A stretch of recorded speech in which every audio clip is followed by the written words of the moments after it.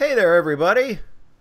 Welcome back to Pierre the Chef. We're doing a show for the first Had to time. happen eventually. It had to happen. It had to happen eventually. So, as you can hear and see, I am joined by my co-host, my good buddy Christopher. How are you, my friend? Doing better, doing better.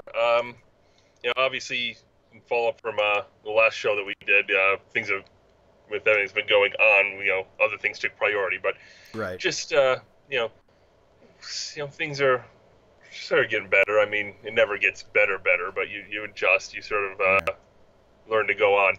I just want to follow up a little bit. I wanted to thank. I got a number of people sending feedback after that, and just offering condolences, sympathies, and touching base. And most of them, I must admit, I didn't respond to. I didn't really, honestly, have it in me. Right. I apologize for that.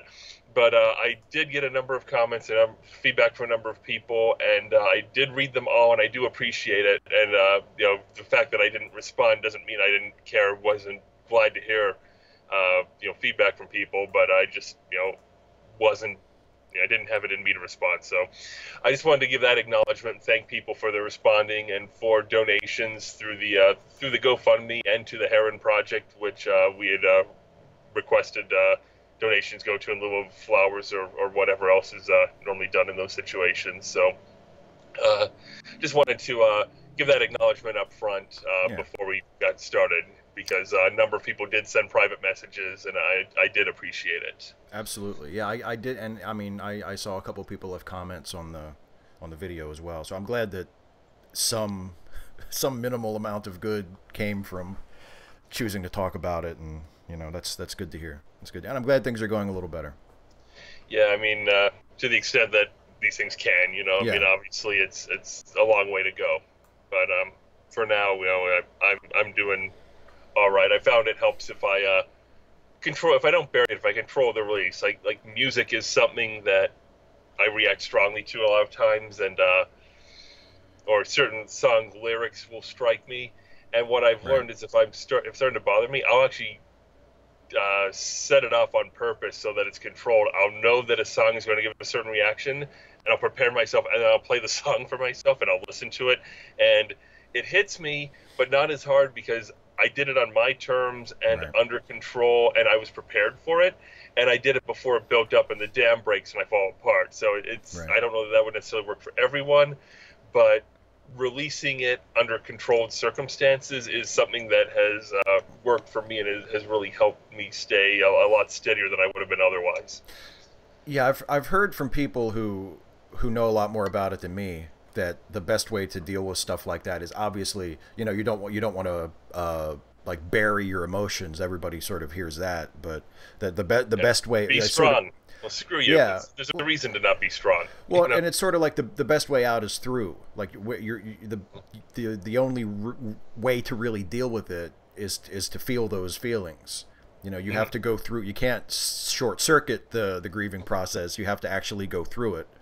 And find a way to feel those feelings and deal with them and process them in a way that won't be destructive. So I'm glad to see that you're managing. Yep, thank you. So I just Yeah. wanted to touch base on that before we go on to the next thing. But even before we go on to the next thing, Yes. I did have a question. I know that I feel like we don't normally have a third, but yet I'm still feeling like there's somebody else who should be here. Oh, you mean Pierre? Yeah, Yes. The host for which the show is titled. yes, Yeah. that particular Pierre. I haven't heard from him. Normally, I I'll hear some sort of something from him if he's not coming, but I haven't heard anything. I actually this is an unusual Maybe he doesn't want to bother me with everything that's going on, but I don't know. I I haven't heard. that doesn't sound like Pierre. I Pierre's a jerk. He wouldn't care. I Oh, well, that's going to encourage him to show up. yeah. The host is a jerk. Why isn't he here? The shoe's on the other foot this time because I actually have a little bit of information about this. Oh, I yes, a was- hand's on the other foot now. yeah, That striker once said. the shoes, yeah. So I was PMing with him a couple days ago, and I said, "So am I going to see you this weekend for the show?" And he said, "Oh, I don't know if I'm going to make it." And I said, "Come on, why not? You know, we've done this. This is our 18th show. You've never made it for one." And he said, 18th show? "This is our 18th show." 18. 18. It's old enough to vote. Old enough to vote. I like the way you phrased that. Yeah. I don't know if we want this show to vote, but it's old enough. Of course, we did skip one number, so technically it's the 17th, right? That's true. That's true. But if so someone it's is not being old enough clever. to vote yet. Someone was being clever, and now the numbering is thrown off. So I said to Pierre, "You have to make it because it's you haven't made it for a single show." And he says, "I can't make it this weekend because this weekend I am cooking my way all the way through Mastering the Art of French Cooking by Julia Child." And I said, "Pierre, is that really the reason?" Yeah, because I think that Pierre might already know a little something about French cooking. Right. Just Pierre the chef might know a little something about that. Just a hunch. I feel like that's his profession. That cookbook was published like in the 60s. So I pressed a little bit. I said, "Pierre, what's the real reason? It can't be that you're doing like Julie and Julia. Like that can't be. Yeah. That can't be the thing. It's not like I'm a carpenter. I have to read up on hammers. Yeah, that's not. I have to watch the New Yankee Workshop to pick up some tips. The Time Life Home Improvement series has started showing up. Yeah, I really need to study these books to learn. I need to get back to the basic techniques of my craft. No, I pushed him a little bit, and it turns out, we told him like a few weeks ago. Remember, we were talking about what the topic of the show is going to be, and we're going to talk about specifically we're gonna talk today about the recent allegations and revelations of the ongoing sex abuse scandal in the Catholic Church, including some stuff that was brought out about a diocese right near where you are, right? Oh yeah, the name James Timlin, I remember that name vividly from a couple decades ago. Yeah, so that's what we're going to start talking about, and then we'll sort of branch off like we usually do, because we can't stay on a topic to save our lives. We're going to broaden the discussion. That's what it is. We're not straying off topic. We're going to broaden the discussion. So anyway, I didn't know, but I guess Pierre is Catholic, and he wasn't comfortable participating in that conversation. So I think he never came out and actually said that's the reason, but I got the feeling that was why he didn't want to be here for this, because he as a Catholic person himself, which I don't think I even knew, he was not comfortable. I don't think he ever mentioned that. Yeah, so he was not comfortable with the topic. So that's where Pierre is. He's sitting out intentionally because we're talking about something he doesn't want to talk about. Because it's an uncomfortable topic, or because it's his church? I think it's an uncomfortable topic because it's his church. Yeah. If it was somebody else's church, you'd be fine talking about it. I guess, yeah. If there were that's part of the problem. If there were revelations about rampant institutionalized sex abuse in like the Baptist church, or I bet he would love in like the Episcopal, the Anglican communion. Oh, he would love that. Fucking Anglicans, like he would love that. Fucking Anglicans, like that's probably how he would sound. But. What type of Catholic is he anyway? Is he go into that at all, or isn't there just the one type? Isn't it just like he's he's the member of the main one, like the Roman Catholic Church? He's not like an offshoot, like he's a French Catholic. Are there is that like a thing? I don't know. I don't know all that much about the details of the churches specifically and how they're structured and differentiate from each other. I don't know. I'm pretty sure that's not really my thing. I'm an atheist, so I've never gotten into caring about any of that. I'm pretty sure it's all under the Roman Catholic hierarchy, because if you're not, then you're considered like a heretical church. So I think even French Catholics are Roman Catholics, if you dig. The French and Romans are practically neighbors, so. Yeah. Rome, Paris, two of the world's great cities. It's, Of course, like for how many countries are in Europe, the entire continent fits into an area about the size of Connecticut. It's weird. Countries for everybody. You get a country, and you get a country. Is there any country in Europe that has not, at one time or another, been at war with every other country in Europe? Well, that's what makes European history so interesting. I mean, and the interesting thing about European history is when they all have wars with each other, like they're all directly threatened. Whereas we here in the United States, we get to make wars on other parts of the world, and we never have to worry about them coming back to us because we're geographically isolated from most of the people that we make war with. It's great. Yeah, wasn't there a time when after the Soviet Union collapsed, that Russia was talking about joining NATO, and I think actually did? And wouldn't that mean that since NATO was set up to protect Western Europe against Soviet Union and Russian influence, that in the event of war, Russia might legally be required to declare war against itself? Oh, that would be perfect. That would be perfect. I mean, I'm pretty sure, because I'm pretty sure the Warsaw Pact went away with the fall of the Soviet Union, because that was sort of like the Soviet equivalent of NATO. You know, the democratic countries of Europe said, we're going to get together and defend each other against the Soviets. And the Soviets said, oh, yeah? Well, we're going to get together with all the communist countries. And then, you know, the NATO countries were like, well, but wait, don't you control all the communist countries already? Like, what's the Warsaw Pact? Don't you, I mean, like... They're just puppet governments anyway. They did it. We can do it better. Yeah. We can do it too. Warsaw Pact is a much cooler name for it than NATO. Yeah. There is that. North Atlantic Treaty Organization. Ooh. The Warsaw Pact. That sounds like that's the kind of thing that a bunch of badasses would get together with. There's a difference between an organization and a pact. Yeah. But remember I just said that we are like incapable of staying on topic? I think that may have happened again. No, what we're doing is we're just fleshing it out. We're adding shading and texture to the conversation. We're making a bed right now, see? We're making a bed so that the rest of the conversation, it's like when Pierre would appreciate this. It's like, you know, you don't just broil a fish and drop it on a plate. You make like a lovely bed of spinach or parsley or something on the plate. So maybe some sliced lemons, and then you put your lovely fish down. You know, what we're doing right now is plating. Okay. So. That's as good an analogy as any. It's an analogy that Pierre should have made, but you know. I'm doing his job. I'm doing your job, Pierre. I don't know. He's probably not even watching, but I'm doing your job, Pierre. Anyway, so yeah, let's talk about Catholic priests molesting children and then getting away with it for decades. Oh God, yeah, that's the. We decided after last week's the last show about death that we were going to go with something cheerier, and this is what we came up with. Tells you a lot about us, doesn't it?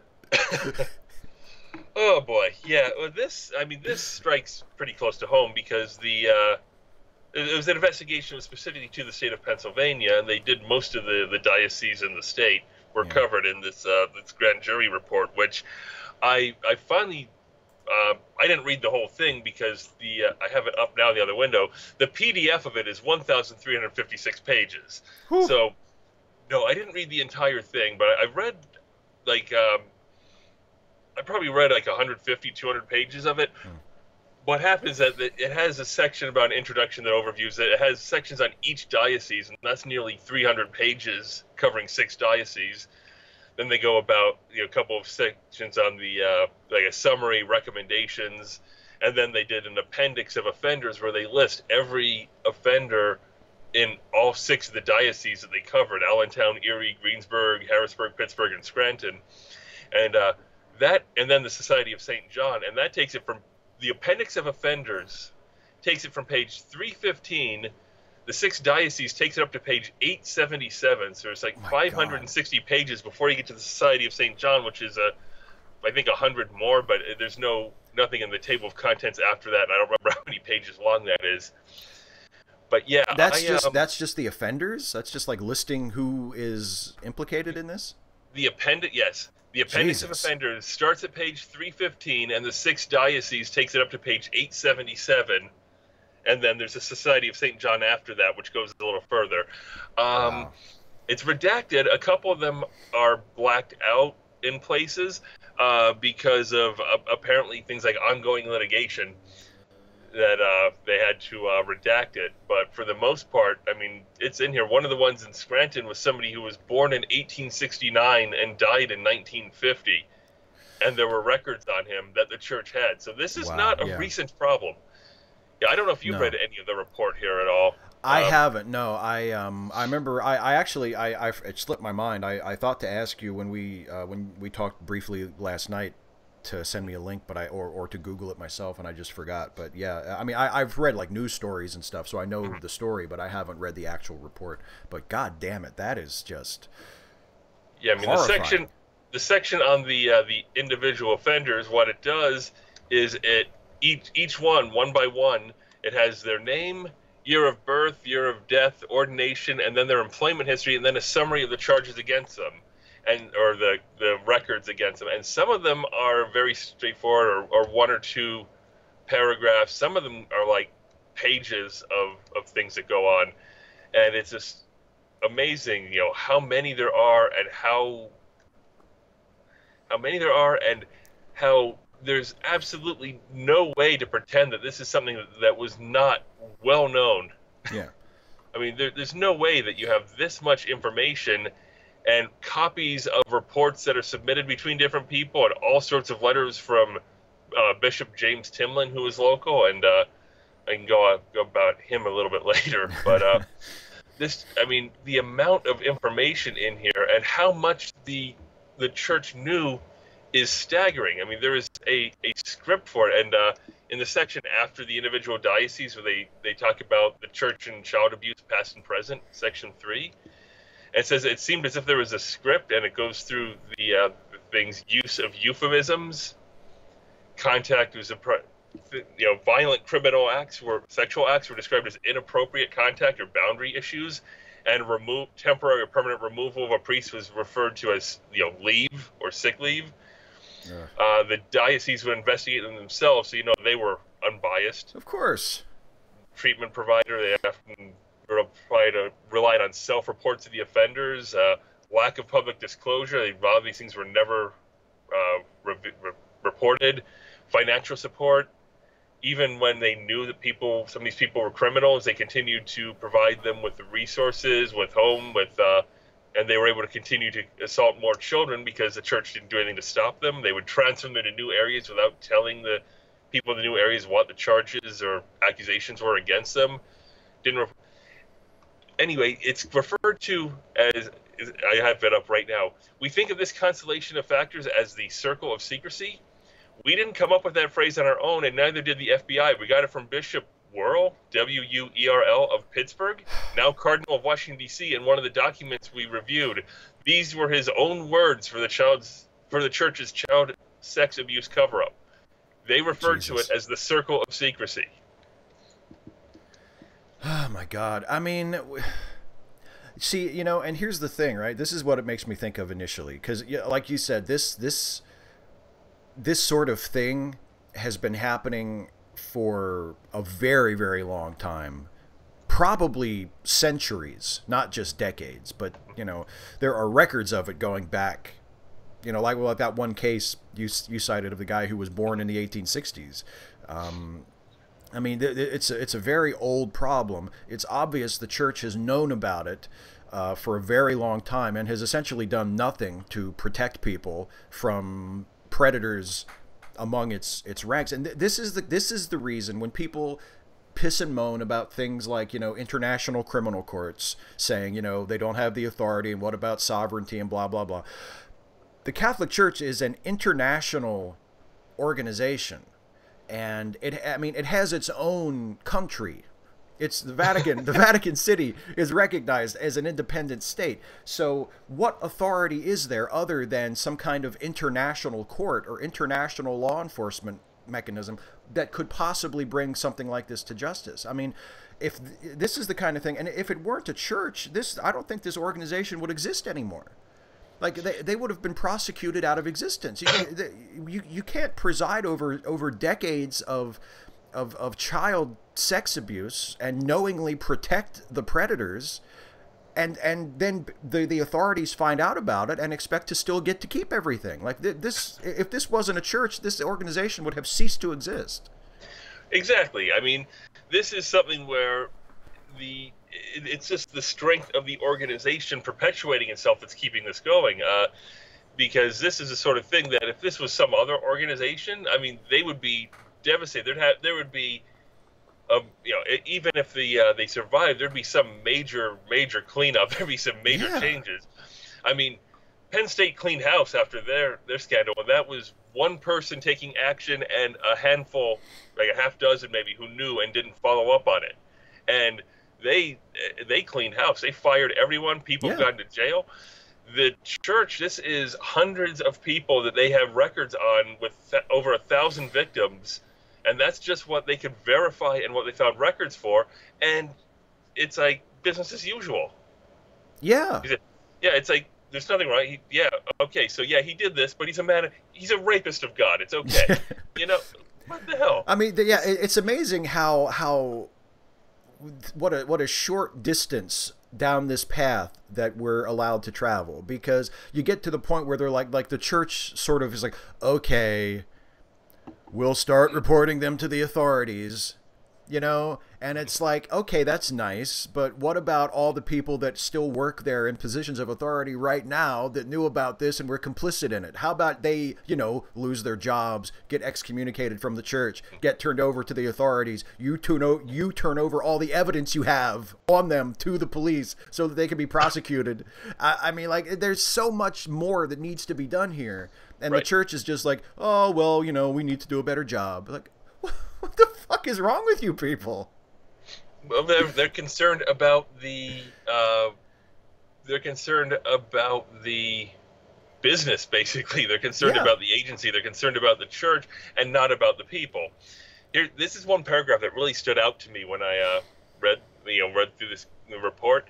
It says, thanks to the documents, our inside look revealed that there were still discrepancies between the church's internal behavior and public positions. Known offenders were still secretly provided financial support. Retired, in quotes, child abusers were permitted to live in church-run facilities located near schools. Dioceses resisted calls to release abusers' names while heralding their compliance with new mandated reporter laws. And most striking to us were cases in which the diocese obtained child abuse clearances for employees who had no criminal record because the bishop had never reported prior incidents of abuse. So there would be the clearance right in the same file documenting unreported abuse. Jesus. I mean, you can't spin that positively. No, there's no way. You knew about it and you didn't do anything about it.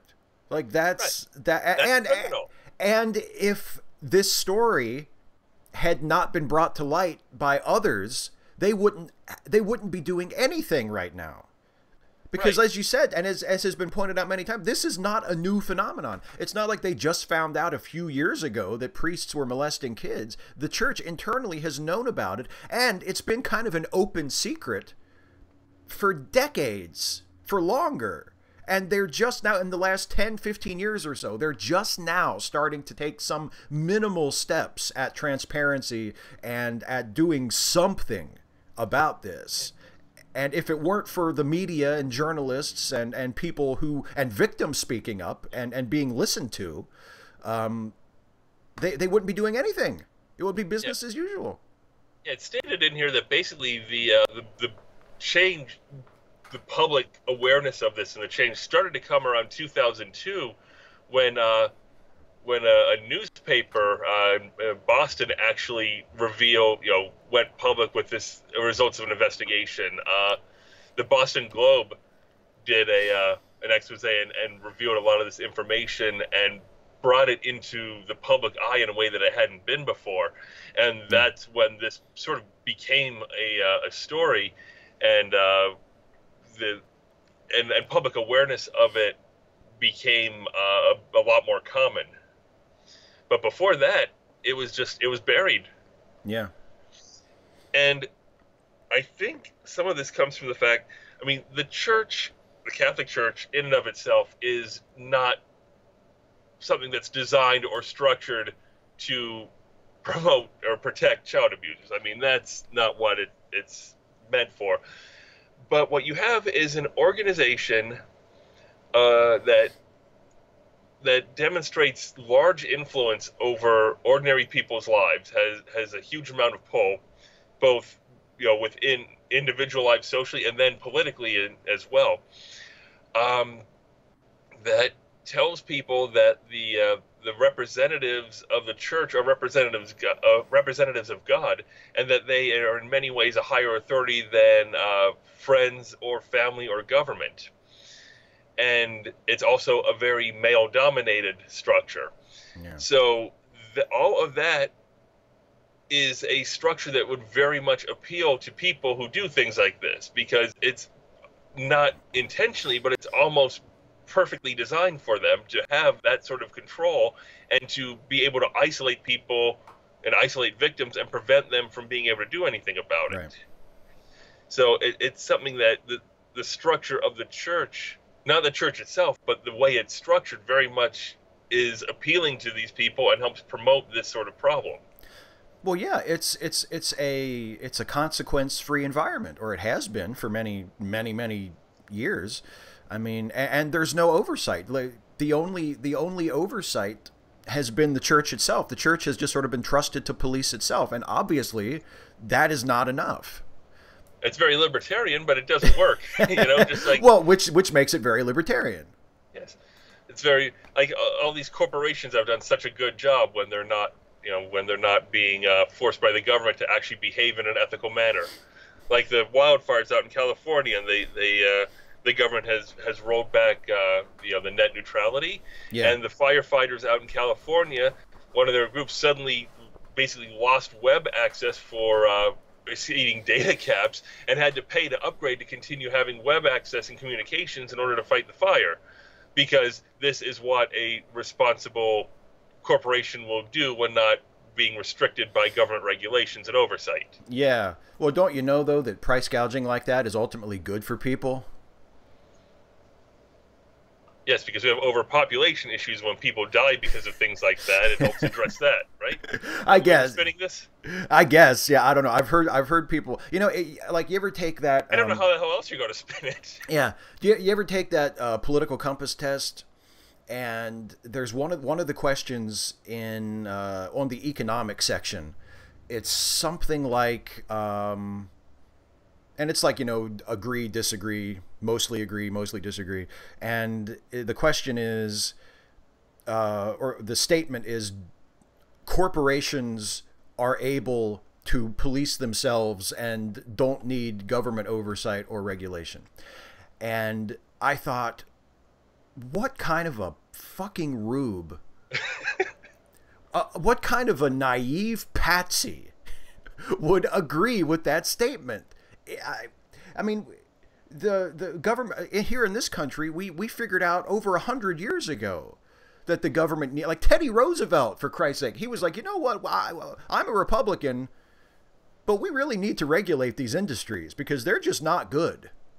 Like there's a reason there's a term robber baron. Yes, like this isn't. How can you possibly be? Do they still teach about robber barons in history class?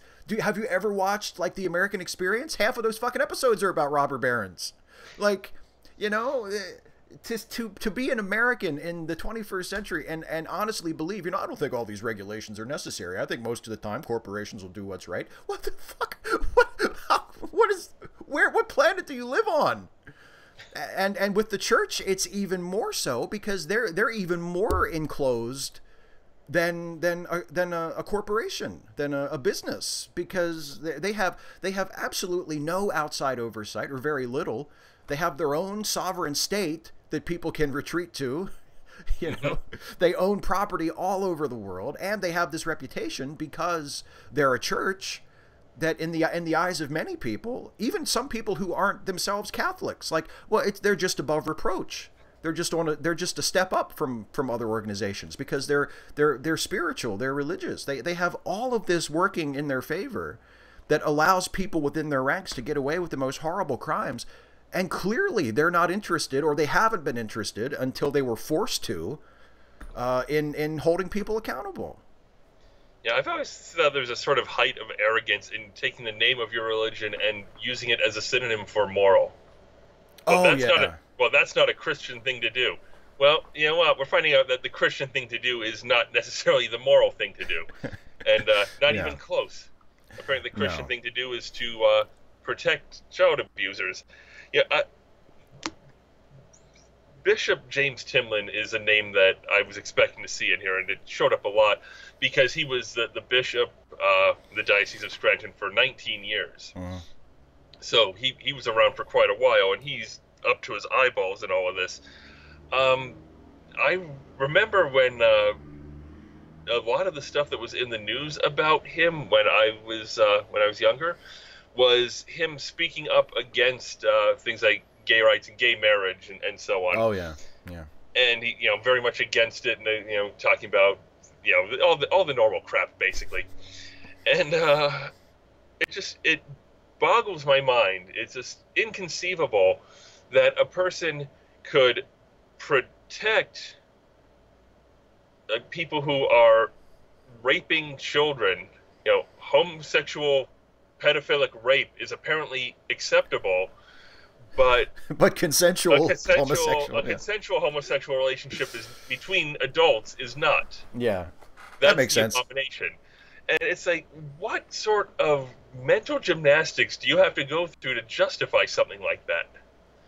And the only thing I can think of is what we've talked about in this, tribalism. It's the protection of the organization above the people, that the organization is the most important thing. And you see this all over, not just, where we are going to protect the people who we know are raping children because it would hurt the organization if that were to become public. So we'll keep it quiet, and so it becomes okay. You see this with a lot of stuff in government, where people who were trashing Clinton and saying he should resign because of the affair and because of the moral issues that are in that you can't trust him, are suddenly quite fine with Donald Trump doing the same and much worse because you have to protect the party. You see this with the police, where things, crimes that would never be accepted otherwise are apparently quite all right when the police commit them. When a policewoman breaks into somebody's apartment and then starts giving them an order and then shoots and kills them, and the police rally around to protect them, that's tribalism. Yeah. And you see this with, if you're at a sports event and people are enjoying the baseball game, and in the parking lot a bunch of fans beat up fan of the other team because he's wearing the wrong laundry. That's tribalism. And this whole sense of it's okay when we do it and it's not okay when anyone else does it, that that being a member of a specific group makes you inherently superior and morally superior to other people, and justifies the most abominable actions against people who aren't in that group. I mean, that is the source of so much of the conflict throughout human history, that we're better than them because we're on this side of the line, or because we wear this color, or because we're part of this organization that's exactly the same as that one, but it's not us. Yeah, exactly. It's not based on any quality that you have. It's based on just the fact that it's you and your people. Therefore, you're in the right just by definition, by default. And those guys over there, well, they're in the wrong because they're not us. It has nothing to do with your actions, with your behavior, or even with your actual beliefs. Because usually, like, especially in when we get into religious tribalism, when one side characterizes the religious beliefs of the other side, they nearly always exaggerate or mischaracterize or take the least charitable view, or generalize based on the most offensive or transgressive beliefs that some people in that group may have, and paint them all with the worst possible brush. So it's not even based on actual beliefs. It's just based on, hey, well, it's us. We're the good guys because we all decided we were, and we always will be no matter what. And they're the bad guys. Same reason, Yeah. Oh, yeah. When a Muslim is a terrorist, all Muslims are painted with the same brush. And when a white Christian is a terrorist, he was a loner. Yeah. He was a troubled young man.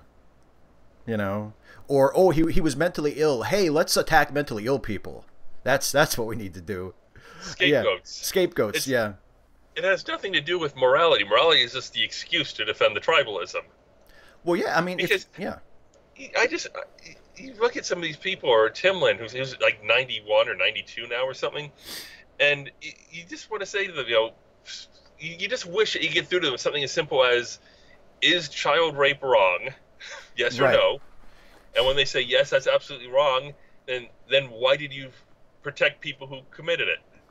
I mean, Right, how much exactly. more black and white is it than that? Yeah. If you think it's wrong, then when you found out people who work for you and represent you are doing it a lot, why didn't you, A, send someone over to his house to kick the shit out of him, and then B, take all the evidence you had against him, put it in an envelope, tie it to his chest, and drop him on the fucking steps of police headquarters Batman style? Like, that's what, I mean, come on. An organization with the resources and the power of the Catholic Church, they could have been on top of this right away. They could have fixed this right away. They could have said, hey, here's what happens when you are a priest and you molest kids. Look what happened to, Father Asshole over there. And they didn't. They did the exact opposite of that. Yeah, I mean, but the protection of the organization, and it goes beyond just protecting the organization, because in some of the things here, I mean, they were actually actively. You can try to protect the organization without supporting the person who committed the crime. And this even goes beyond that. One of the more talked about moments in this report is actually in the single digits in the page numbers. In another case, this is quoting directly from the other report again. In another case, a priest raped a girl, got her pregnant, and arranged an abortion. The bishop expressed his feelings in a letter. This is a very difficult time in your life, and I realize how upset you are. I, too, share your grief. But the letter was not for the girl. It was addressed to the rapist. Yeah. That's more than just protecting the organization. That's just deciding that if he's a member of your organization, then he's automatically right. Yeah. I mean, there is no... The cognitive dissonance there is just staggering. There is no thought to basic ethics or morality there. That is 100%, you are right because you're part of our group, and nothing else matters. Yeah. Yeah. I mean, I've said a bunch of times, I know I've said it on this show before when we've talked about things like this, that I feel like you can infer a lot about yourself and about other people when you figure out where their sympathies lie. And if you are made aware of a horrible crime that has been committed against someone, where someone has been violated and taken advantage of, and your sympathies are primarily with the person who did the crime and not with the victim, that says something very, very profound about you. And it's not something that I think most people would like to be said about them. It's the same thing, and it happens in the Catholic Church. It happens. You mentioned the case of the police officer in Dallas last week who killed a man in his own home because she apparently thought it was her. She didn't realize she was on the wrong floor. She thought he was an intruder. She shot him and killed him in his own home. She didn't notice the furniture was different? Apparently, yeah. There's a lot about that is a little weird, but... And that's just the most recent one with the police. We could do a whole show about police. Yeah, and... Or Brock Turner. God. Oh, this poor young man, his life is ruined. Barely a thought. Maybe just like a little bit of token lip service to the woman that he violated. Well, Brock's own father said, well, my son's life shouldn't be ruined for 20 minutes of action. Yeah. He referred to the rape as 20 minutes of action. That's what he sees it as. Yeah. That says something about him and the mindset of the family, and it explains how someone like Brock could happen. Yeah. I mean, is it the time frame? Because, like, he could have killed probably 100 people in 20 minutes if he had the right tools. Yeah. So if he had been a mass murderer, would his father have said, oh, he shouldn't, he's a good boy. We shouldn't judge his entire life by 20 minutes. Like, right, it's what you did. It's what you did. The guy in Vegas who shot 560 people or something in 10 minutes. It was just 10 minutes. Don't worry about it. It's no big deal. Yeah, let's not condemn this man over one episode in his entire life. Like, what the hell are you people talking about?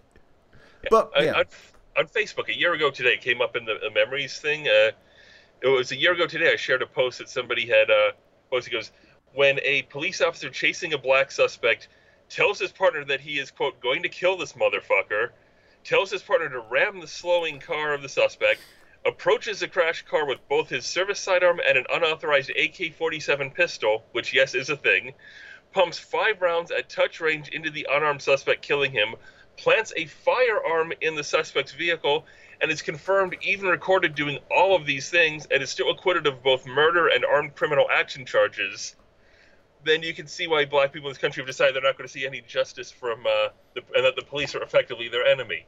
Yeah. How anyone can defend things like that is beyond me. I do not get it. But these are organizations that criminal activity is accepted and protected. Oh yeah, absolutely. If this was any organization other than like a church, they would have stormed the doors and dragged the people out into the street for a report like this. Oh God, yeah. Oh, I do. Maybe we should add a caveat to that, because I just realized, since we've been talking about police shootings, we should say a church or a law enforcement organization, because the same thing should happen to quite a few police departments in this country, and it's not happening. Where it's the thin blue line syndrome, where it doesn't matter what a cop does. The cops have to circle the wagons and defend other cops, even if the cop did something absolutely inexcusable and indefensible that is not only a horrible crime in and of itself, but also makes the entire organization look bad. It doesn't matter. We have to circle the wagons and protect, because they're one of us. Like, that's absolutely toxic. Wasn't the video of the one person who... black person panicked at a traffic stop, go figure, and started to run away, and the policeman shot him in the back and then planted a gun on him on film. Yeah. And got away with it. Yeah. Didn't he? Yeah. That was one that there were no charges, or the charges were there's acquittal or something. He shot a man who was running away in the back and planted a gun and lied about what he did, and did not get any trouble for it, really. If you can murder a person on camera and you get away because you're a police officer, why would people trust you? See, they're trying to protect the organization, but they're very much having the opposite effect in the long run, because they'll say it's just a few bad apples, but the full phrase, the full saying is a few bad apples spoil the bushel. Right. That if you have a few that are a problem and you don't do anything about it, the entire thing gets contaminated. Nobody trusts it. Nobody wants anything to do with it. Right. Well, and that's where an understanding of the institutionalized aspect of these crimes becomes so important. Because the number of priests that rape people compared to the total number of priests in the world is probably not a huge percentage. Hopefully, we don't think it is. The number of cops that have murdered people is probably not a huge percentage of overall members of police forces in the United States. But you can't just say it's a few bad apples, it's just a few isolated incidents, when it happens consistently and the institutions that have the power to stop it do nothing. That's really what the problem is. It's not, well, every once in a while a cop pops off and murders somebody. It's every once in a while a cop pops off and murders somebody, and then nothing is done about it almost ever. That's what makes it such an urgent issue. That it happens, and then the people in charge who should be fixing it or bringing these people to justice are just kind of waving it off. Yeah, it's excuse me. Yeah, it's not that these problems are a secret, it's that nothing is done about them. They always say it's not the crime that kills you, it's the cover-up. Yeah. That's what brought down Nixon. That's largely what it looks like is eventually going to bring down Trump. Oh, cross your fingers. And in other places, it's the cover-up that's the problem. And this is, one of the biggest cover-ups ever, because the church is global and the problem is global. I mean, this is over 300 priests and over 1,000 victims that they were able to confirm just in part of Pennsylvania. Right. Exactly. This same thing has happened all across the United States. It's happened in Germany. It's happened in Poland, I believe. It's happened. I mean, there are Catholic dioceses all over the world that have reported issues like this. And in every case, the higher authorities in the church knew about it and essentially did nothing. Yeah, I mean, and some of these ones that, like the individual profiles at the end, where they were going with the, talking about the individual people and their history and so on. In some of them, the reports don't include stuff that happened later. One of them in particular, which I don't know where it is in here, and I'm not gonna be able to find it. But after leaving Pennsylvania, he ended up in Florida, and he was. Well, they know that right. he was. But he was in Florida, and he was with the church in Florida, and he received a letter of recommendation from Timlin, who knew about his history. Jesus Christ. And so there's no way to tell what he may have done while he was there, but odds are he didn't just suddenly get better and stop misbehaving because he was in a new place where he had a clean slate. Yeah, go with a hunch. And of course they did that because, I mean, you wouldn't want the church to be able to be accused of showing any kind of institutional bias against priests who they knew had been raping children. I mean, of course he got a letter of recommendation. Why otherwise, what if he decided to sue the church for not getting the letter of recommendation? You just, honestly, it would be the church would be in so much less trouble right now if they had simply, when they found out about this, they simply said, this happened, turn it over to the police, and say, this happened, we had no idea, we acted as soon as we found out, this is not acceptable, we're not tolerating it, he's going to jail. We will testify against him. But no, they decided that would look bad for the church, and so they had to cover it up and let it slide. It's just, I feel like to some extent I'm talking in circles on this. I keep saying the same thing, but it's because it's such an appalling and inexcusable and unforgivable action. Not just that this happens, but that the crimes happen, but then other people work to protect them. Yeah. I mean, how can you justify defending this? I have no words for that. Well, the important thing about this conversation, not this specific conversation that we're having, because who gives a shit about what we think, but the conversation in general is, you might not be an archbishop in the Catholic Church. If you're watching this, I bet you probably aren't.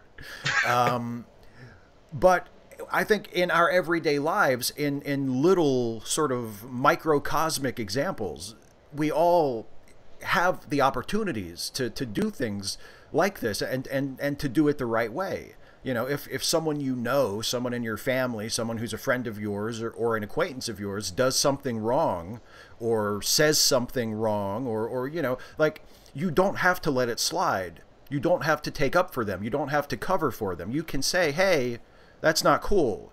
You can be a force of good. You can try to provide some kind of correction or some kind of rebuttal. You don't just have to stand there with your hands in your pockets and do nothing. And sometimes that's incredibly difficult. Sometimes there's a lot of pressure to not do that, to side with the bully, to side with the person who is making the infraction, or to just not say anything at all. So, in a person-to-person circumstance, I can sympathize with people who feel like it's difficult to say something or to speak up, because I've been in that situation myself many times, and sometimes I've spoken up and sometimes I haven't. But I'm a lot more comfortable remembering the times I spoke up than the times I didn't, even though I was way more uncomfortable in the moment at the times when I was speaking up. So I think it's important to recognize it's not just like, oh, fucking Catholics, I can't believe they didn't, blah, blah, blah. Like, yeah, absolutely. The Catholic Church needs to be brought down for this, needs to be held accountable for this. People need to lose their jobs. People need to go to prison. But in our everyday lives, we need to remember too, like if we see someone doing something wrong or saying something wrong that is hurtful or that is reckless or that is untrue or whatever, we can take responsibility and do something about it ourselves. Yeah, this comes back to something we talked about in a previous show about people being problematic, that people want to just do all or nothing when it comes to judging other people, but you sort of have to accept that you can like and support a person even if you don't like and support 100% of the things they say or do. You can admit that person has done some great good and great harm at the same time, and that you have to take all of that into account when judging them. That it's not a binary. There's not just white or black, good or evil. I mean, it's all shades of gray. Yeah. And I've sort of had that feeling or that consideration at times when people talk about the current pope, because in many ways he's one of the most progressive popes that there has ever been, and his speaking out against like income inequality and the problems that it causes has helped bring attention to the issue, and he has done and said some very, very good things. But it also appears very likely that, and I think you'd sort of have to take it as a given, that he has had a lot of knowledge about this particular child abuse scandal, and has not done much to deal with it. And if that's the case, then he, like many others, should be in a great deal of trouble and potentially in prison. It doesn't mean that he's not still the most progressive pope we've ever had, and the world or whatever. The world. And it doesn't mean that he's wrong on things. I've heard people say, he'll say something that's not progressive, like he'll say something that's not particularly receptive toward same-sex couples or toward women, and people like, the Pope, same old garbage. It's like, well, no, he's actually a lot more open and a lot more progressive on certain things than any of his predecessors have been. But again, this is above and beyond all of that. If for the knowledge that he has this, most likely he should, well, frankly, like many of these people, probably should be in prison. Yeah. I would have no problem with taking Timlin and throwing him in high-security prison. I don't care if he's 92 years old. He knew about this for decades, and he protected people who did this, and I don't have any sympathy for him. The grand jury report has his response that talks about, all the wonderful things they did to try to protect children and the new steps that they took and plans that were in place and guidelines and procedures, but doesn't really address anything about the fact that he knew about these people and did nothing about them. He's trying to get it all handled in-house. There's one where he actually tries to I forget the exact circumstance, but he was basically trying to avoid having something go to trial, go to prosecution, where he would go to prison, and it was having him released to the church, and he played it up by talking about how not having another prisoner would save the state a lot of money. Oh my God. Thanks for looking out for the state budgets. That's what we need you for. Yeah, that's your job. Honestly, if Timlin ended up in prison, I would cheer. Yeah. Yeah. Well, the thing that you were saying about Pope Francis, who I still think really missed the boat by not naming himself Pope Franciscus, because that just sounds way more intimidating. But like Francis sounds like Slayer. Francis sounds like the name of like your meek uncle. You kind of like, but you don't really get him. And he's just sort of quiet. He comes over for Thanksgiving and just kind of keeps to himself. That's Francis. Well, it's a lot better than Pope Palpatine before him. Yeah. But the thing about, I agree with you that on a lot of issues he is a lot better than other popes have been. But it's like, it's one of those frustrating things where you have a person who on certain issues seems to get it, and then there are other issues where they just don't get it. And weirdly enough, it reminded me of one of my favorite entertainers, Stephen Colbert, who I like 99% of everything Stephen Colbert does I love. I think he's just fantastic. I think he's hilarious. I think his late show has really come into its own the last couple of years, and I think he's just brilliant. I love him.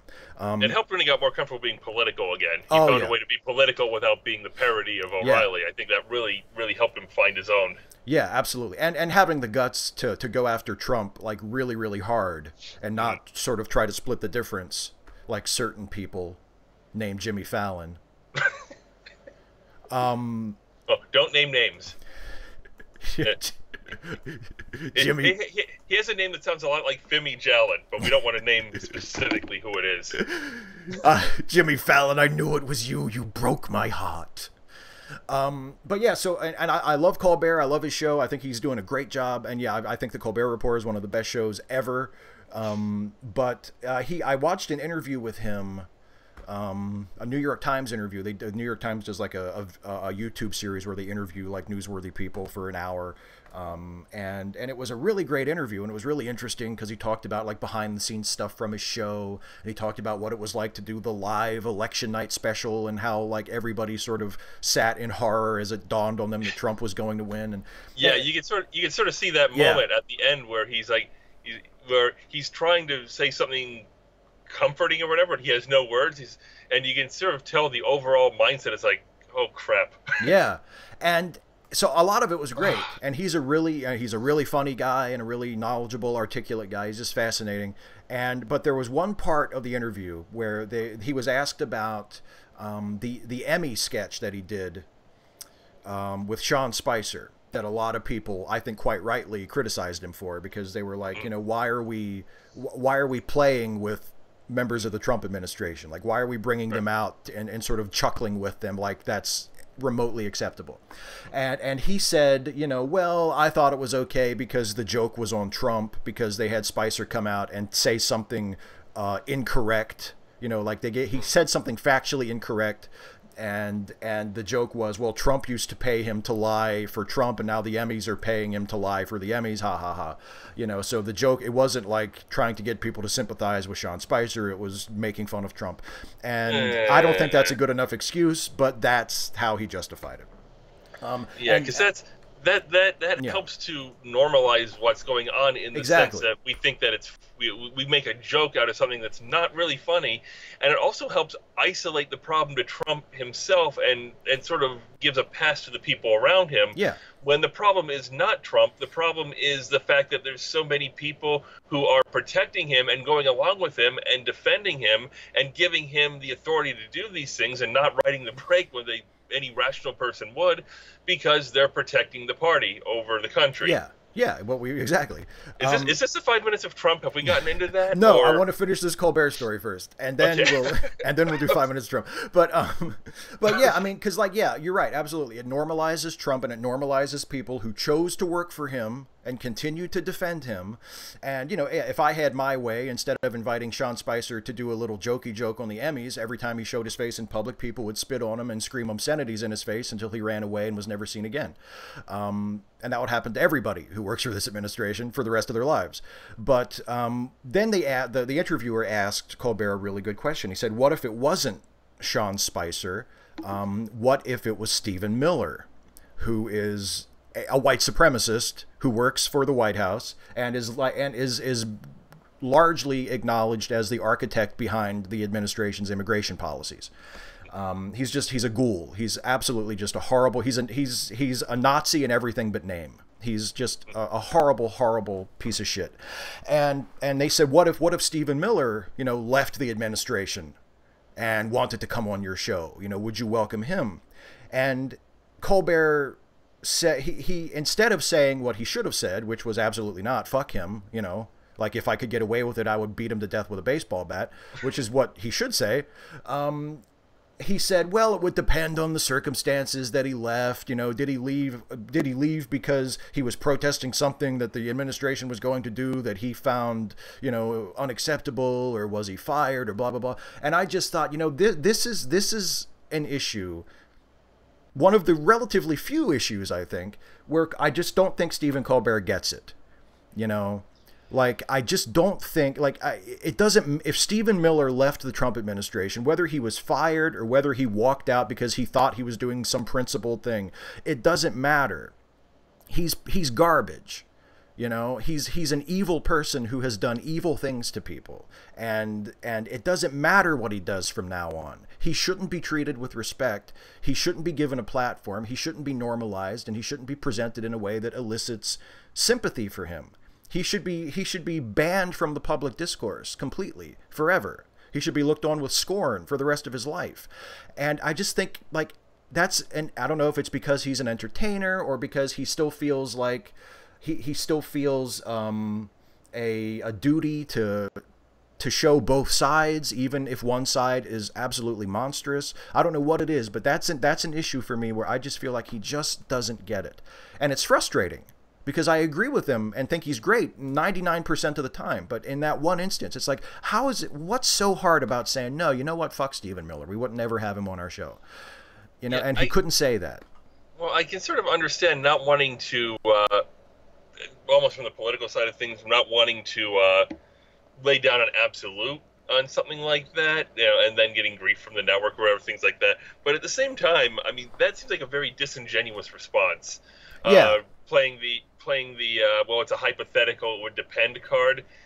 Well, you know, what could he do that would suddenly justify what he did before? Like if he leaves over some point of disagreement with Trump or with the administration, that moment doesn't justify everything that came before. It doesn't wipe the slate clean. He's not suddenly a changed person. It doesn't give him any moral authority with what he's done in the past. That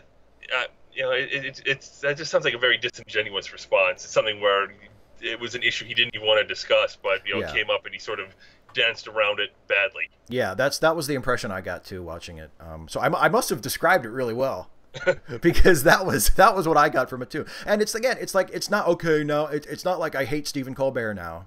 I think he's great, but he's missing the boat on this one. Yeah, missing the boat in a huge way.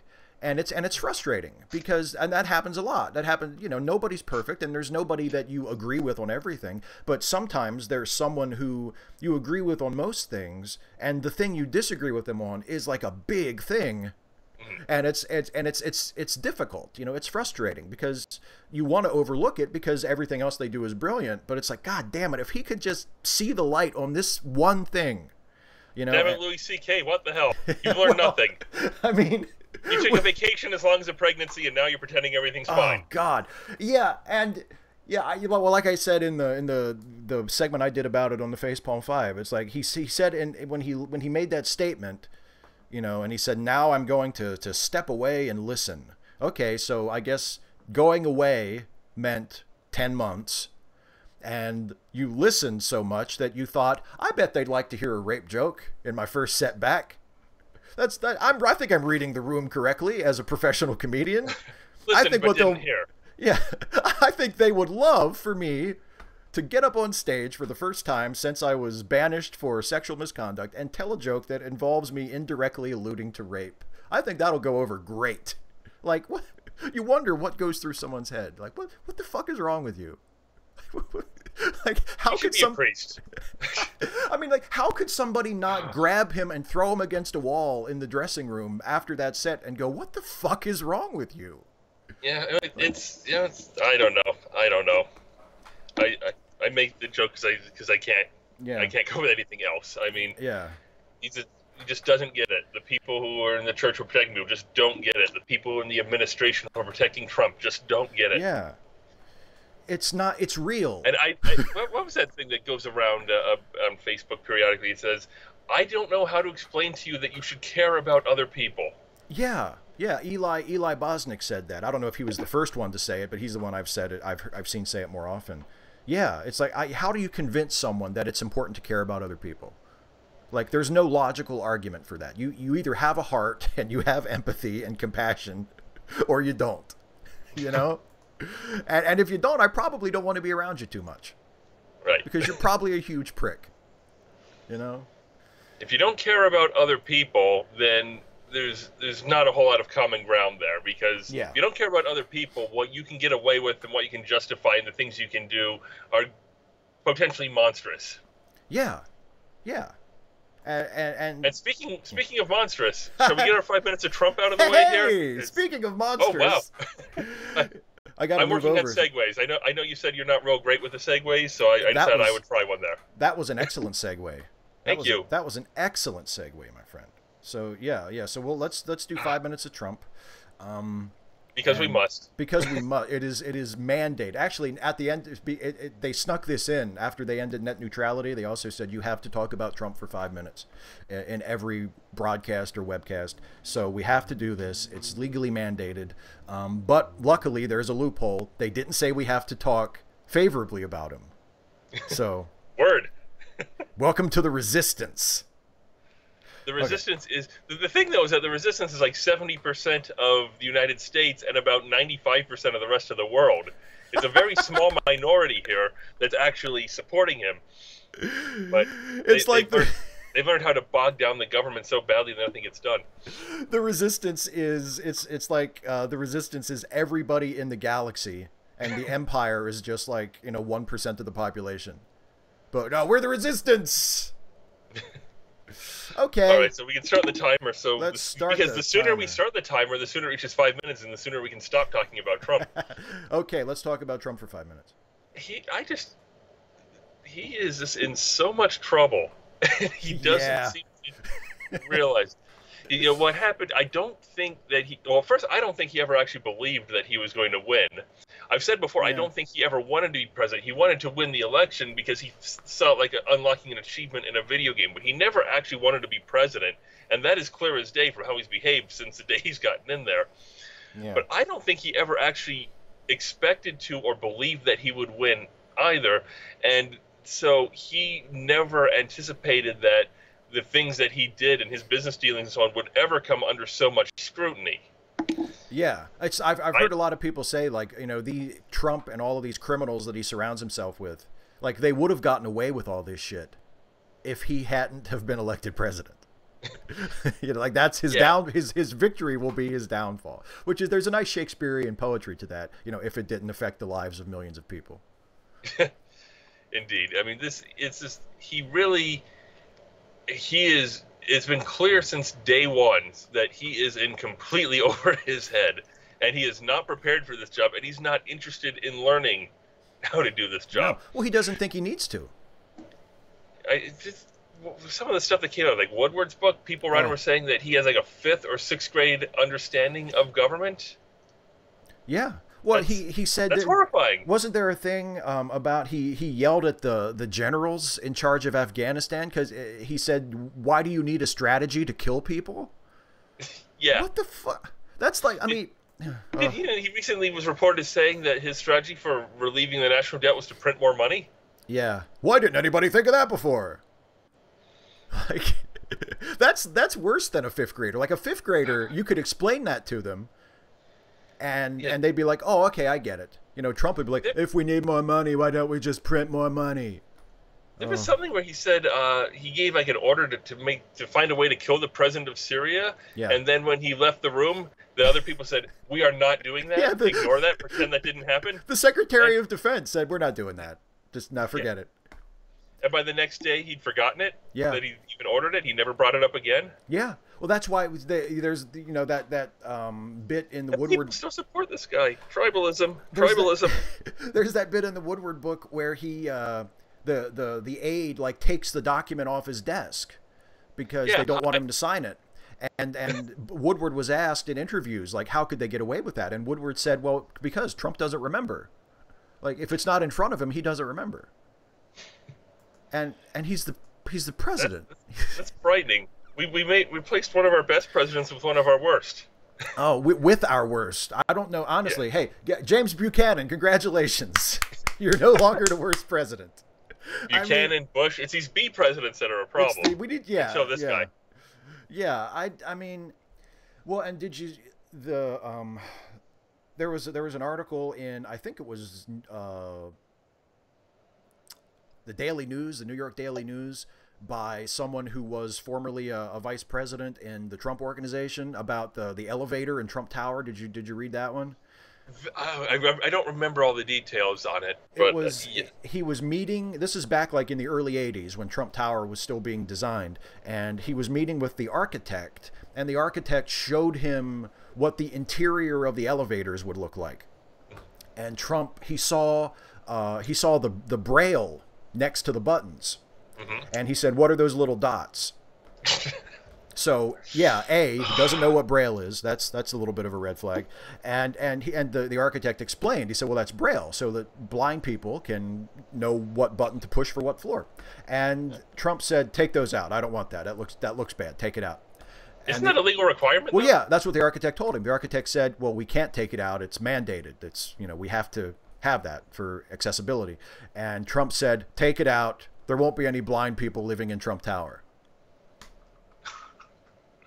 So, yeah, I mean, one of the nice things, again, if we divorce ourselves from the horrible reality of the situation, and just can look at it as like an absurdist play.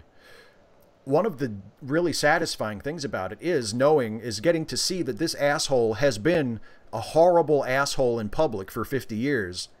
And now there's just endless anecdotes about what a horrible asshole he is that people are dredging up and putting out there now that he's the president to say, hey, if we'd all been paying attention all this time, we would have known not to elect him president. Yeah. Except for the people who consider that selling points. Yeah, exactly. Hey, that's a great way to that's a great way to end. We're at the 5-minute mark. All right, so that wraps up our 5 minutes of Trump. So we're good for another, I'd say, month. We haven't been keeping a regular schedule. Well, we'll try to get back into that. But, whenever the next time we do it. Yeah. It's our all right, so show.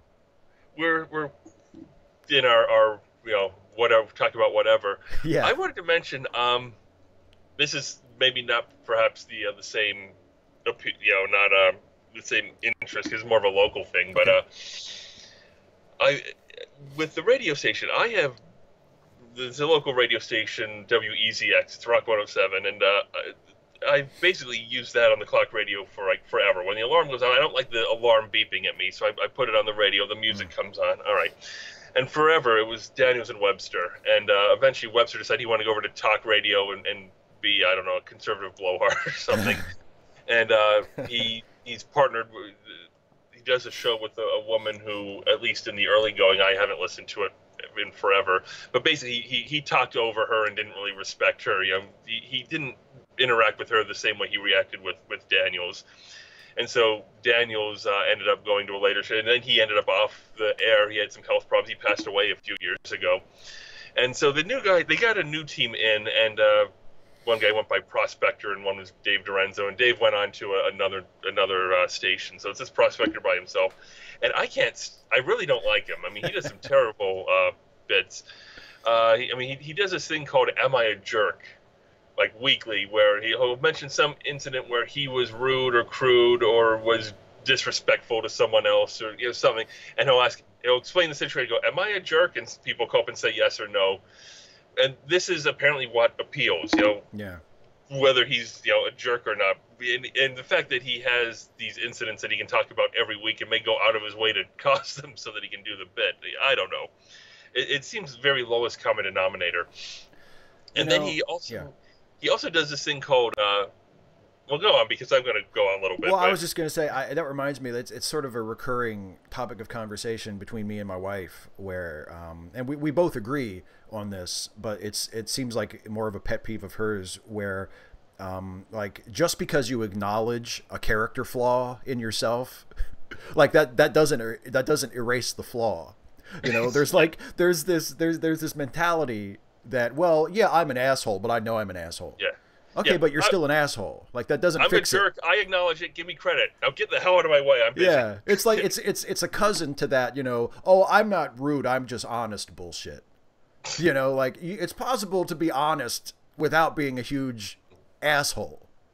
People have done it. Like, it's not an excuse. Honesty is not a warrant for being an abusive prick. Right. But some people seem to think it is. Yeah. So some of his other bits, like, he does this thing, like, he'll do news briefs, and he goes, "It's time for Prospector's briefs." Get it? It's an underwear joke. Ah, briefs. And they're very high level jokes. Like, the one that always stuck in my mind was one where he said, Kim Kardashian says that her kids have absolutely no clue that she's famous. That's unusual because usually it's Kim Kardashian who has no clue. Bum. Yeah. Recently there was one about there's an institute or a university or something that's has submitted a proposal to try to clone woolly mammoth from existing DNA that's been found in fossils and frozen samples. It's just like Jurassic Park, except instead of dinosaurs, it's a woolly mammoth. And instead of scientists, it's drunks. Because it's Russia. Yeah. This is the level that he operates. I get it. They drink a lot of liquor in Russia. So it basically reached a point where when the clock radio comes on, I'll listen to the song, and then the moment that he starts talking, I hit the snooze button. But I finally decided I had enough this week with Hurricane Florence coming ashore. and this was like the day that it was striking land, and they're saying this is going to be a storm that this region has possibly not seen in a generation or more. Right. And you know that it's going to cause massive property destruction, and it's going to cause flooding, and people are going to lose everything they own. And there's even the potential of, people are going to die. Right. Which, as it turns out, they have. Yeah. And so, is your screen flickering, or is it coming through all right? I'm just looking. Connection is a little. I think it might be slowing down a little bit, but I think it's okay. All right. Okay, sorry. So anyway, no worries. This storm is coming ashore, and they come back from a song, and they've got like siren and sounds in the background of storms, and he's going, and now we have a special announcement from the National Weather Service, and the announcement is that Hurricane Florence now wants to be known as Hurricane Frank. Oh, good. Because when the storm like this is coming in, the classy thing to do is to make a gender identity joke. Yeah. You know what this storm needs is some transphobia. Exactly. That's what it needs. And so this has been building for a while. It's finally the straw that broke the camel's back. I said, forget it. And I actually I changed the station immediately. So I'm going to try to find another station. But yeah. How is that what you get out of a storm coming ashore? This is a chance to make a gender identity joke. Yeah, yeah. Maybe what would make people feel better is if I bullied trans people on the radio. That would take, people are probably worried about the storm, so I'll just make them feel better by bullying trans people on my radio show. That's what I'll do. That's how I'll help. I'm helping. Yeah, it started going like, and this is going to cause problems to the National Weather Service. I didn't even care. No, I've had enough. Slam the snooze button. I just. Yeah. I don't know what possesses a person to think that is funny, and that's what a disaster of this magnitude needs. Yeah, like it's not, the joke itself isn't funny in any context, and it's one of the worst possible contexts to make that kind of a joke. So yeah, like, do we need to joke about the hurricane? And I tell you what, if you do want to write hurricane jokes, you better be fucking funny. Like, that's the kind of thing. I think in theory you can probably joke about most things, no matter how tragic. But for stuff like that, where it's like pressing real world concerns, like, you better be fucking funny. You better not be just some hack on a morning radio show, throwing out zingers. Like, you better be sure of your fucking craft, and you have to know what you're doing before you tread into those waters. Yeah. There's a really funny bit. I've been really getting into Stuart Lee lately, who is a British stand-up comedian, and I first encountered his work a couple years ago, but for whatever reason, just one of those random internet things, I've been really like immersed in his work the last week or so. Just one of those things that kind of just sticks in my brain, and I'm like, I want to see more of this. And he's done a couple of series on the BBC where it's like a half hour of him doing stand-up about a various topic, and then mixed in with like some interview segments or some sketch comedy kind of stuff, and it's really, really good. And he did a whole episode about Islamophobia, and he demonstrated how you can tell a joke at the expense of Muslims without it being offensive or hurtful. And then he went back and he explained how he did it. And it was brilliant, because he did it. He did it without telling you, what he was doing. And then he said, now you see what I did there was, and he went back and he deconstructed the joke he just told and explained why the way he did it was palatable, as opposed to some asshole who just wants to have a go at Muslims, what the difference between it is. And it not only was it, instructive, but it was also very funny, because it's like he's teaching a lesson to these bigoted assholes. Like, look, if you want to tell jokes about Muslims, just do it like this. You fucking prick. You can't do, and he said, what you do is you do the apology first. You don't do the apology 2 weeks later. You do the apology first so that people know where you stand. Yeah, see, I have there have been a pair of jokes that have stuck in my head together, because they're both like jokes about Jews, and one of them I think is funny, and one of them I think is offensive, and it's and it's interesting to know that, you know, approaching it the right way, you can make something funny that's not like or make one that's funny and one that isn't, because you understand what you're doing.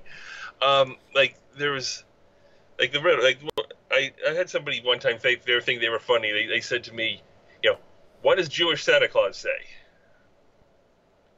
And I'm like, oh God. All right, what? Let's get this over with. And they said, ho ho ho, want to buy some presents? I'm like, that's just terrible. Yeah. Because you're just going to the stereotype of the greed and the money, and then there was separately there was somebody else. There was a joke where they're saying, I forget, I don't know if I'm going to tell it very well, but the joke was like a young Hitler walks into a bar with a dog underwater. He goes in, he sets the dog on the bar, and he orders a drink, and he's drinking, and he's drinking for a while, and he's having a quiet conversation with the dog, and the dog's talking back, and it goes on a bit, and people are curious. And finally, Hitler's had enough drinks, and he gets up, and he stands on the bar, and he announces to the entire bar, I am going to kill 3 million Jews and 2 musicians. And people are like, what? 2 musicians? Yeah, because that's like the natural thought you have at that point, right? Yeah, right. And Hitler turns to the dog and goes, see, I told you no one gives a fuck about the Jews. And that is funny because it's a classic misdirection gag. It has nothing to do with anti-Semitism. It has nothing to do with stereotypes. It's just a classic misdirection gag with Hitler. And you don't have to buy into any ignorant stereotypes about Jews to find the joke funny. Right. Whereas the first one is just it's premised on Jews are greedy, Jews, you know, are always out to make a buck. Right. And I guess technically one's a joke and one's a riddle. But it's the key is in the key, it's a little bit different. But they're structurally very distinct, you know. Yeah, but both of them go to the well of Jews and Jewish history, but one's funny and one's not, because one is premised, you have to buy into the stereotype and the bigotry first, and the other you don't. So so I sort of understand where you're coming from there, that you can make jokes about things or that reference horrific events, but you sort of have to know what you're doing, and you have to do it the right way, and you have to understand where you don't go, even though you're going there. There's certain lines that you don't cross. Yeah, you're stepping over one line, but not the second. Yeah, and with certain jokes, like especially if you want to tell a joke about like a very sensitive subject, I mean, 9 times out of 10, the best thing to do is to just find another joke. Like, just don't tell that joke. But if you insist, and if you're nimble enough, and if you're clever enough, you need to lay a foundation first. You can't just come out and say, you know, hey, what about these people? Aren't they, you know, blah, blah, blah, and just sort of toss out a stereotype. And then say, the racists will laugh because they agree with the stereotype. Like, you have to lay a foundation and build up a premise so that you're creating a context in which the joke makes sense in a way that isn't just offensive and rude and denigrating. And most people either don't know to do that or aren't interested in doing that, or know they don't have to do that, because there will always be people who will laugh at ignorant jokes.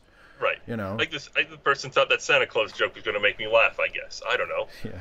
I think the other one's funnier because it also takes into account that you know the history, so the part about killing people doesn't surprise you until the 2 musicians. You're like, what? And that's what your brain focuses in on. And that's why were you? Yeah. I just yeah. There's a lot we're talking about today that's leaving me speechless, I guess. I feel like I should have more words of wisdom, and I don't. Do people? I don't know. Hopefully nobody watching this looks to us for words of wisdom. Either one of us, because that's not. I mean, no. The self-deprecating humor works too. It's like expecting. Oh shit! Where'd you go? Huh?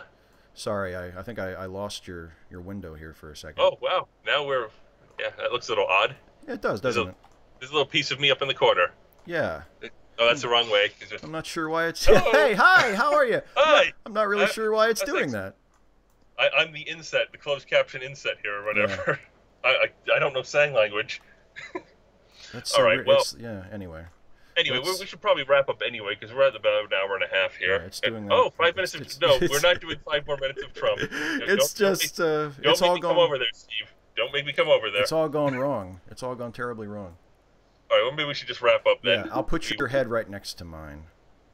Aw. There you are. There. Well, you sort of. The left and right are first. Hi. Hi. How are you? How are you, buddy? Hi. Yeah, it looks like I'm looking at you. Mwah. Oh. All right. So all right. Yeah. Let's. We'll get some weird comments on that one. Yeah.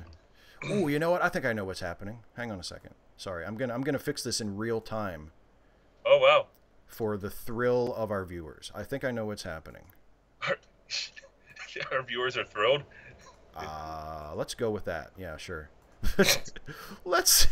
Our viewers aren't they done yet? Let's say that they are. Okay, it's not. I know what's wrong, but it's not letting me fix it. So. We can just wrap up and call it a show. Yeah, let's call it a show. But what has happened is show. What has happened is for some reason Skype switched from the big Skype window, or my OBS broadcaster switched from the big Skype window to the little tiny one that pops up in the corner.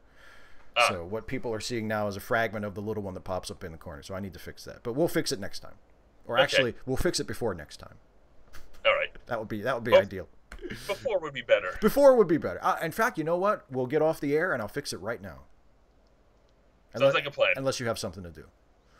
No. Okay. I've said everything I had to say and probably more. Yeah. All right. Good. So I guess we'll be back to do this next month. Yeah, probably. Yeah, something like that. Two white straight cis males resolve the world's problems by talking to each other. But the internet needs more of that. The internet needs more of that. Self-awareness. Yeah. Self-awareness. It's nice, isn't it? All right. So thanks for watching, everybody. Yep. Thank you, and see you next time. Bye bye. Well, you'll see us next time. We don't see you. It's not a two-way. Anyway. Bye. Yeah.